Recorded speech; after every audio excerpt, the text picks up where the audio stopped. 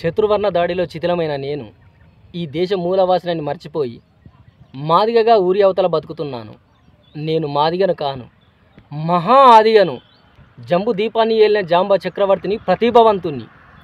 ఉదయిస్తున్న సూర్యుని చూసి వృత్తాకారపు డప్పును చేసి చిర్రా చిటికన పుల్ల నాడించి వాయిద్యాన్ని అందించిన నేను ఈ దేశ మొదటి విద్వాంసుని, వాయిద్యకారుని అవ్వాలి కానీ పంచమున్ని ఎట్లయినా.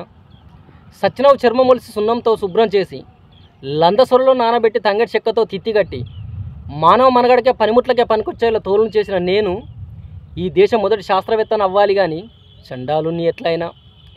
వట్టి కాళ్ళతో నడవలేక నరక యాతన పడే మనిషిని చూసి ఆరకత్తి గూటంతో గుద్ది కిర్రు కిర్రుమంటూ సప్పుడొచ్చే చెప్పును చేసిన నేను ఈ దేశ మొదటి ఉత్పత్తిదారుని అవ్వాలి కానీ ఊడిగం చేసేవాడిని ఎట్లయినా. సబ్బండ దేవుల ముందు గజ్జెకట్టి గంతులేసి ఊరేగించేది నేనే. సభా వేదికలపైకి సంకన డప్పుతో స్వాగతం పలికేది నేనే. పెళ్లి పేరంటాలతో సంకన డప్పేసి సయ్యటలు ఆడించేది నేనే. సచ్చినోని కాటిదాకా సాగనంపేది నేనే. దర్వేస్తూ దండోర మోగిస్తూ ఊరిలో జరిగే మంచి చెడులు చెప్పేది నేనే. నా డప్పు సప్పుడే లేకుంటే గ్రామ దేవతలు సైతం గడప దాటి బయటికి రారని మొండికేస్తారు. ఇన్ని కళల్లో ప్రావీణ్యం ఉన్న నేను ప్రతిభావంతుని అవ్వాలి కానీ పాకి పని చేసేవాడిని ఎట్లయినా. పనికిరాని పంచాంగాలు చెప్పి పాండిత్యం చేసే నువ్వు పండితునివి ఎట్లయినవు.